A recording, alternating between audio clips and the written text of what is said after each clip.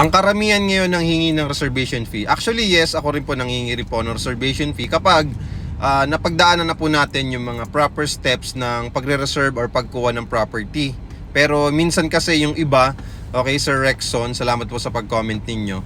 Hindi pa kayo nakakadaan sa process, ng tamang process ng pagkuha ng property, kinukuhanan minsan agad talaga ng reservation fee.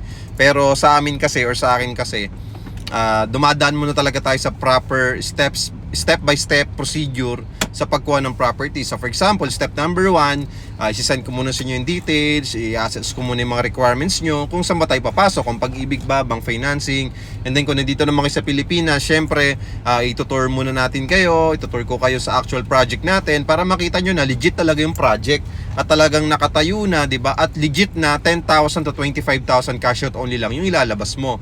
And good news naman nito, kapag nalaman natin yung requirements mo, kung saan papasok, kung pag-ibig ba or bank financing, yon, dun pa lang tayo pipili ng unit na available para sa'yo. And then syempre, yung final computation. So pag okay na sa'yo, okay, dadaan tayo sa contract signing, sa contract to sell signing, and then sa other forms na importante kay developer and kay pag-ibig at kay bangko. So depende kasi kung saan ka papasok. And then dun ka palang kukunan ng reservation fee. And good news naman, kapag kinuhanan ka ng reservation fee, ikaw mismo yung magbabayad ng reservation fee sa cashier at makakuha ka ng official receipt from the developer. So once nakakuha ka ng OR, ibig sabihin, officially reserved na yung unit mo. And then magkakaroon ka pa ng disclosure statement, yung copy nung unit na nireserve mo.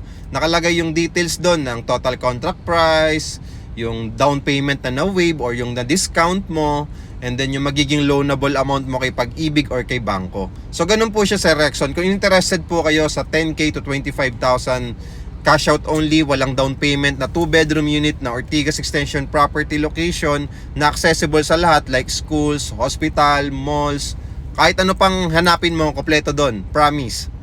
Okay, follow me and message me. Huwag na po kayo magko-comment. Follow nyo na lang po ako dito at i-message nyo po ako dito agad-agad. Maraming salamat. God bless.